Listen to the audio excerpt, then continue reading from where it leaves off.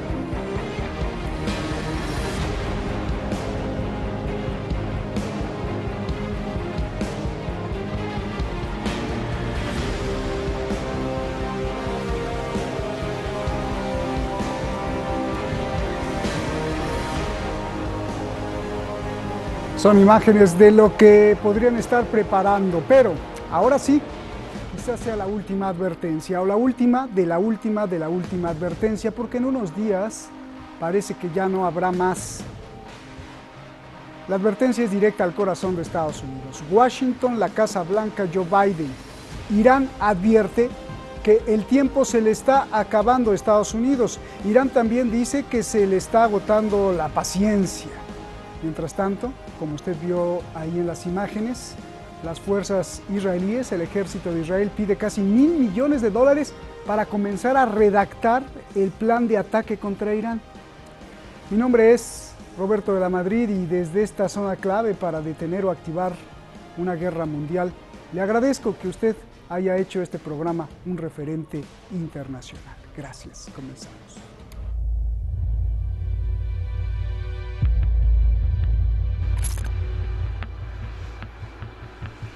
Se está agotando el tiempo. La ventana se cierra para que Estados Unidos vuelva al acuerdo nuclear y a Irán se le está acabando la paciencia. هنوز دولت آقای بایدن نتونسته کاملا تصمیم بگیره چیکار میخواد بکنه. کاملا هم از این حرفهای بالا پایینی که میزنن مشخصه. اینا باید یک تصمیم رو بگیرن و اون تصمیم اینه که آیا میخوان سیاست آقای ترامپ رو ادامه بدن یا میخوان سیاست جدیدی انتخاب بکنن. خودشون گفتن سیاست آقای ترامپ شکست خورده بود. Biden no tiene otra opción, dice el canciller Zarif, y tampoco puede negociar porque ellos se retiraron del PIAC.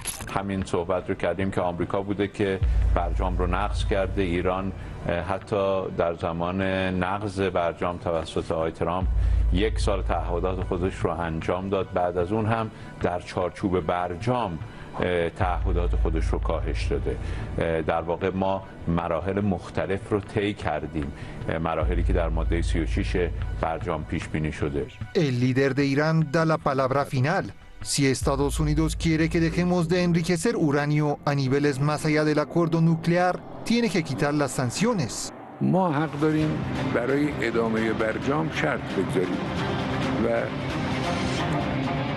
این شرط رو هم گذاشتیم و گفتیم و عدول هم از او هیچ کس نخواهد کرد و اون این است که اگر میخوان ایران به تعهدات برجامی که چند تا تعهد برجامی رو لغو کرده، اگر میخوان به تعهدات برجامی برگرده باید آمریکا تحریم ها رو کلاً لغو کنه.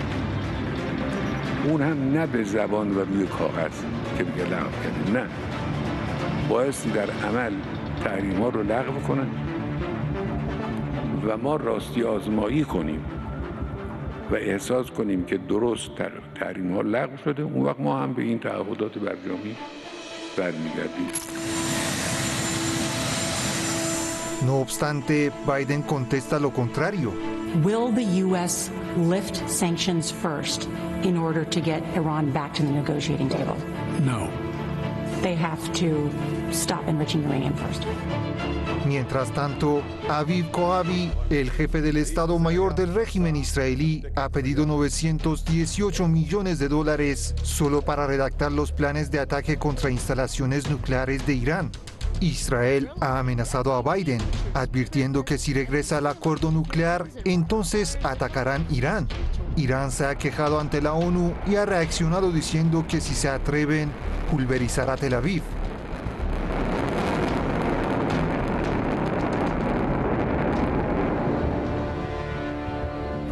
Ahí en las imágenes de la introducción pusimos a los inspectores de la Agencia Internacional de la Energía Atómica en los diferentes países donde hacen su trabajo, que es detectar radiaciones y hacer sus propias investigaciones. Se lo digo para que no se vaya a confundir. Muchísimas gracias a Ahmad Ashrafi, es el investigador de esta noche, Keivan Mosemin, el jefe, el periodista en jefe, y Ali Maleki, el coordinador internacional. Y las gracias principales al número 1. ¿Quién? Usted, porque usted decide qué tomar y qué no del programa. Vamos directamente con nuestros invitados. Director de un prestigiado think tank en Europa, referente para Bruselas, análisis aplicado del tejido político mundial, conflictos militares y el rumbo del dinero, Adrián Celaya, director de CAI Center. Qué gusto, gracias. Doctor en Filosofía del Desarrollo Internacional y maestro de investigación en estudios del desarrollo por la Universidad East Anglia del Reino Unido, investigador de estudios estratégicos y secretario académico del CISAN de la UNAM, también mi querida UNAM. Muchas gracias por estar aquí, te agradezco, señor. A ver, comienzo contigo, Adrián.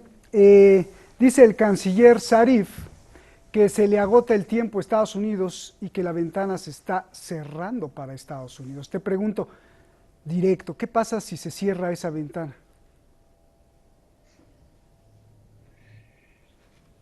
Bueno, si se cierra esa ventana, se ha dicho claramente desde Irán, si se cierra esa ventana, Irán no va a respetar los límites establecidos en un pacto que no se está cumpliendo y por lo tanto tendrá las manos libres para hacer uso de esos límites de enriquecimiento a efectos de alimentar de forma discrecional su industria, su propia industria, ¿no? Bueno, evidentemente hay amenazas en los dos sentidos con respecto a ese posible horizonte. Yo creo que ambas partes se están situando cara a los primeros movimientos de la administración Biden, que pueden ser muy importantes para proyectar el conjunto del mandato, ¿no? En esos primeros movimientos, Biden o su administración tiene que decidir si vuelven a la situación original de las relaciones con Irán antes del mandato de Donald Trump, o bien si se acomodan a la situación tal como está en este momento y como de alguna forma le pide Israel. Yo creo que las dos partes, tanto Israel como Irán, están lógicamente presionando a Biden para que los primeros movimientos sean acordes con el punto de partida que las dos partes consideran necesario. Oye Adrián, pero la pregunta es, ¿realmente a Estados Unidos le importa regresar al acuerdo? Porque como vimos ahí a Biden, a Estados Unidos, pues si se cierra esa ventana que dice el canciller Zarif, la última respuesta de Biden es que al revés, si quieren que Estados Unidos regrese, pues que Irán deje de enriquecer uranio. A ver, Adrián, ahí está el punto. Sí. Bueno, vamos a ver, tenemos que relativizar una opinión tan concreta de Biden, ¿eh? Hay que tener en cuenta el propio estado de salud de Joe Biden, que no está muy claro ya en este momento quién está realmente tomando las decisiones en Estados Unidos y quién las va a tomar a partir de ahora en la propia administración Biden, e incluso si Joe Biden como tal va a seguir mucho tiempo, porque su estado de salud y su capacidad para gestionar los temas está cada vez más en cuestión. No va a ser la voluntad de Biden ni quizás la voluntad de la persona que le pueda sustituir dentro de unos meses los que van a decidir tampoco las políticas de Estados Unidos. Es el sector de la élite corporativa de Estados Unidos que va a definir las estrategias internacionales que les van a exigir a quienes estén en la Casa Blanca, ¿no? Por lo tanto, yo no daría demasiada importancia a una declaración concreta. Hay que esperar un cierto tiempo. La situación es tremendamente confusa en este momento en Estados Unidos. Bien, o al revés, ¿no? También si dices que no tiene bien la salud mental, pues a lo mejor le están diciendo qué tiene que decir y eso está peor. A ver, Juan Carlos, es un placer que estés aquí y tener a alguien de la máxima casa de estudios en México. Gracias. A ver, el canciller Zarif dice que se está cerrando la ventana para Estados Unidos y que Irán pues está perdiendo la paciencia. Quiero que le expliques a nuestro auditorio qué pasa si se cierra esa ventana y si Irán pierde la paciencia. Bueno, aquí me parece importante mencionar dos cosas. La primera es que los dos países están dejando ver que ninguno de ellos tiene la intención de dar el primer paso. Y eso pues nos pone en una situación muy peculiar porque nos muestra que hay una lectura diferente de la situación. Esa es una cosa. La segunda cosa es que Estados Unidos ha perdido la confianza de aliados y adversarios. Y entonces la pregunta que se tiene que hacer el equipo de Biden es ¿cómo va a reponer esa confianza? ¿Qué tipo de pasos va a dar para recuperar esa confianza de unos y otros? Entonces, como bien señala Adrián, pues aquí lo que tenemos es pues una presión de diferentes actores para intentar que el primer movimiento le sea favorable. Tanto Israel como Irán están poniendo una posición que además es algo pues extraño de pensar, porque líderes regionales le están poniendo, le están marcando la pauta, el ritmo a Estados Unidos. Y entonces ahora, pues Estados Unidos, pues su primera respuesta fue simplemente aparentar que no recibe esa presión. Sin embargo, evidentemente lo está recibiendo. Y en el caso particular de Biden, en la política interna estadounidense, pues lo vemos en una muy difícil negociación en muchos frentes, y por supuesto uno de ellos pues es el frente israelí, y pues esa situación lo hace parte de una negociación que va más allá del acuerdo nuclear. Bien. Oye, Juan Carlos, si el acuerdo nuclear muere, ¿qué sigue? No, pues no sabemos. En realidad, a lo mejor lo que tendríamos aquí es apostar a la multilateralidad. Los diferentes, hay otros países que están involucrados. Cuando Trump unilateralmente abandona el acuerdo, pues los países europeos mostraron su disgusto por esa situación. Entonces ahora, pues seguramente habrá que recurrir a otras estrategias de diplomacia para que otros actores también se pronuncien y que la opinión de Israel no sea tan preponderante. Tendríamos pues que agotar muchas instancias antes de pues una situación catastrófica, que sería que se abandone ese acuerdo. Bien. Sí, porque eso que mencionas es perfecto, solo que eso fue en el 2020, estamos en el 2021 y ahora Alemania y Francia piensan otra cosa que ahora les voy a preguntar. Adrián, primero, a ti que te gusta siempre sopesar las cosas por el valor relativo de acuerdo a los intereses de cada quien. ¿Qué pierde Estados Unidos y qué pierde Irán si se cierra la ventana que advierte el canciller Zarif? Bueno, Irán, por un lado, gana oportunidades, es decir, tendrá tener las manos libres cara a adoptar las decisiones que estime oportunas dentro del contexto de su propio desarrollo industrial.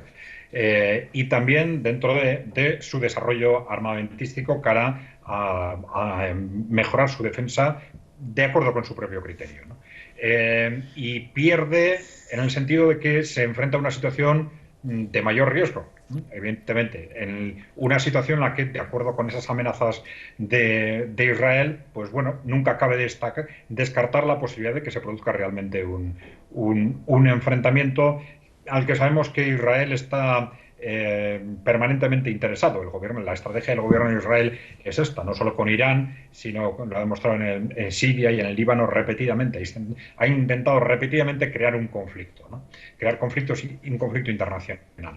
Desde Estados Unidos esto es mucho más confuso, porque Estados Unidos debería, desde una perspectiva estratégica, situarse cuanto antes en un contexto de retirada progresiva de ese papel hegemónico que ha mantenido en Asia Occidental tradicionalmente, a la vez que recompone sus relaciones con el mundo musulmán en conjunto, evidentemente tremendamente deterioradas, con un mundo que le considera como un enemigo fundamental.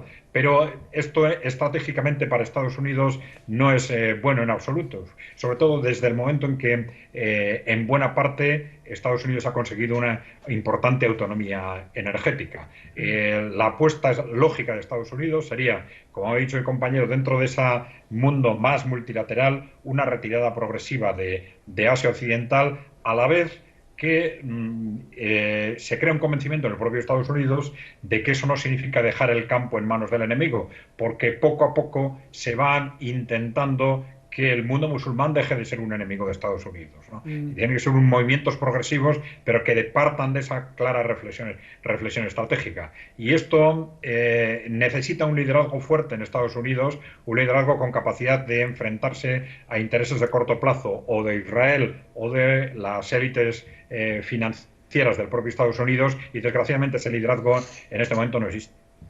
¿Tú crees que pase lo que pasó con Obama, Adrián? Que Netanyahu se enojó con Obama y le hizo desaires y llegó incluso rompiendo protocolos a Estados Unidos. ¿Eso va a pasar con Biden o con quien le siga, como dices? En este momento el riesgo de que ese tipo de situaciones se produzcan es mucho mayor. Ya digo, Obama tuvo problemas de liderazgo muy claros. Bien. Todos los presidentes de Estados Unidos tienen problemas con eso que llaman el Estado profundo, porque cada departamento y cada agencia del gobierno tiene su propia autonomía. Pero en el caso de Biden es mucho peor. La autoridad real de Biden en este momento es, yo diría, bajísima. Y su prestigio internacional pues está cerca de cero. Claro, aunque Obama no tuvo ningún problema para aventar misiles, porque eso sí hubo. A ver, Juan Carlos, te voy a hacer dos preguntas con referente a lo que dijiste al principio, que esto muestra, y es algo muy interesante lo que dices, que esto muestra que hay dos lecturas. Entonces, por eso te voy a preguntar lo siguiente. Desde el 2019, Irán comenzó a reducir sus compromisos nucleares del acuerdo firmado. ¿Qué falta por reducir?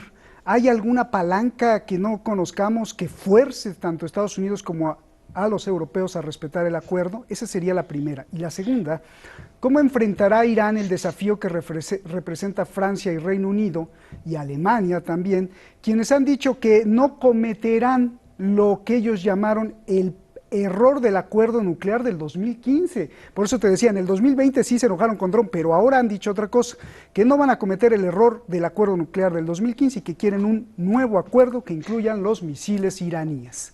Entonces ahí las cosas se le complican aún más, no solo a Irán, sino a Biden, por favor. Sí, pues como también decía hace un momento, la clave está en que Estados Unidos ha perdido la confianza de aliados y adversarios. Y pienso yo que si Biden quiere volver a tener una posición creíble en la región, pues necesita dar pasos en la misma dirección. Da la impresión de que tanto en Europa como en Estados Unidos se quejaron de las decisiones de Trump, pero al final, como bien señalas, pues las han adoptado como una nueva base de negociación. La razón por la cual pienso yo que hay dos lecturas es porque, pues como efectivamente ya se ha dicho aquí, en el caso de Irán, pues no hay ninguna motivación para dejar atrás su programa nuclear si no se levantan las sanciones.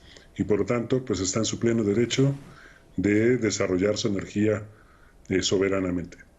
Entonces, la cuestión radica en qué es lo que Biden quiere hacer realmente, por qué ha hecho o más bien, por qué no ha hecho los movimientos que podría hacer, qué es lo que está esperando. No sabemos exactamente qué es lo que está entre manos, pero definitivamente pues vemos a Israel hacer lo que ha hecho todo el tiempo y vemos a Biden pues al menos en un inicio pues no siendo claro, y por lo tanto pues no está ganando confianza ni de unos ni de otros, está abonando a la confusión. ¿Será esta confusión algo que está haciendo a propósito o será algo que simplemente está dejando pasar por falta de de pericia o por falta de acuerdos internos. Es verdad lo que se señalaba hace un momento. El presidente Biden es un presidente muy débil, políticamente hablando, al interior de Estados Unidos. Tiene muy poco margen de maniobra, tiene muy poco margen de convencimiento. Su posición ideológica busca quedar bien con todos, entonces le cuesta trabajo comprometerse con una posición, tanto en su discurso y posiblemente también lo veamos en sus acciones. Sin embargo, pues bueno, ha dicho que pues quiere poner señales claras en la política exterior. Hasta el momento no se han visto. Bien. A ver, Adrián, vayamos con lo que también tocaste tú, quizá la amenaza más real. Entonces, mientras en Washington pues, se deciden qué hacer, o el señor Biden, el jefe del Estado Mayor de las Fuerzas Armadas israelíes ha pedido 918 millones de dólares, casi 1.000 millones de dólares, para empezar a redactar un plan, porque ya tienen varios, pero pues otros más, los planos para atacar Irán y destruir sus sitios nucleares. Dicen que no dejarán que Irán alcance la supuesta bomba, y que si Biden regresa o no los para, pues Israel va a atacar sin duda. ¿Qué piensas de esto? Más cuando estabas hablando del mundo musulmán, porque desde el 2002, en el 2007 también se hicieron unos planes de ataque a Irán, incluso el ejército israelí puso que F-16 y que F-15 iban a atacar qué planta, la de Natanz en Irán o la de Fordo. Hicieron un gran mapeo y un gran... Pero tenían el problema que tenían que pasar por Arabia Saudí y no los dejaban pasar porque, y ese era un gran problema para atacar Irán, porque pues los aviones cisternas tendrían que reabastecer a los cazas, y ahora como que hay cierta relación o incluso cierto permiso de que sobrevuelen esos espacios, que sería más fácil para Israel. ¿Qué piensas de todo esto, considerando que además pues Israel se mete, bombardea casi todos los días Siria, nadie lo para? Dime, por favor.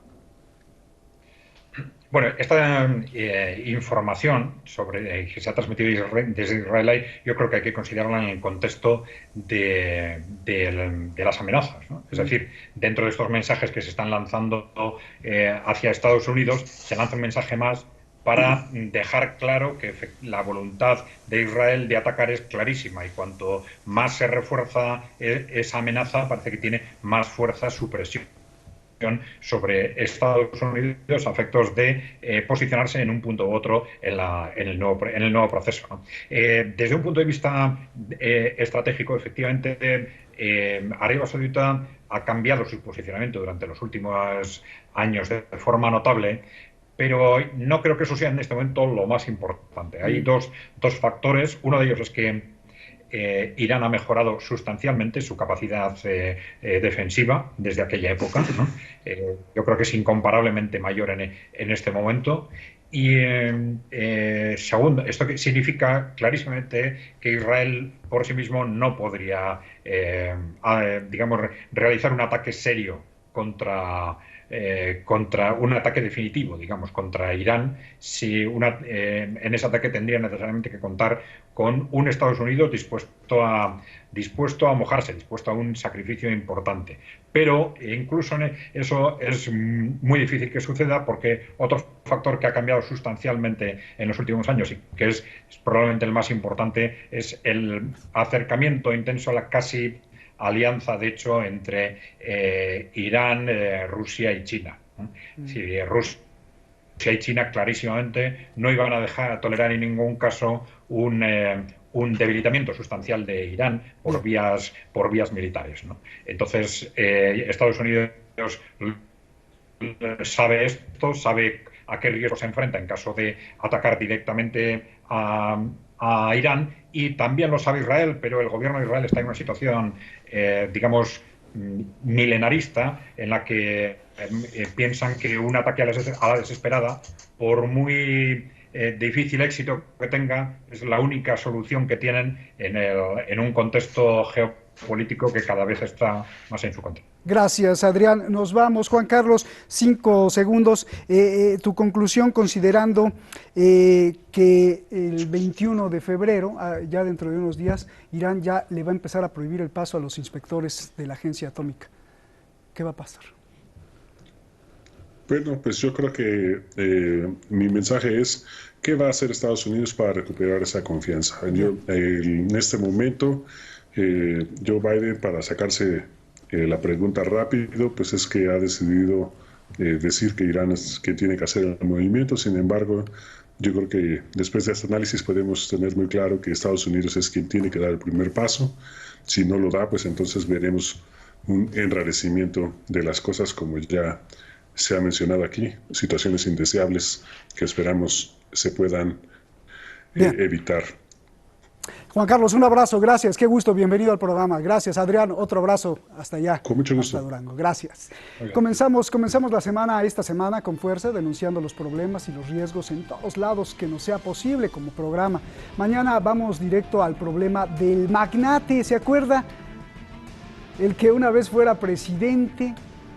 Y bueno, el problema es que para muchos sigue siendo presidente, ¿no? Ahí está el gran punto. Y el punto está más difícil porque unos lo consideran titán patriota. Ese es un gran punto. Pero dentro del Capitolio las cosas son diferentes. El paredón, la justicia, el impeachment y el mal presidente son por lo menos algunas de las palabras que se desprenden cuando se habla de él. ¿Quién es él? Bueno, pues mañana aquí en Detrás de la Razón. Buenas noches.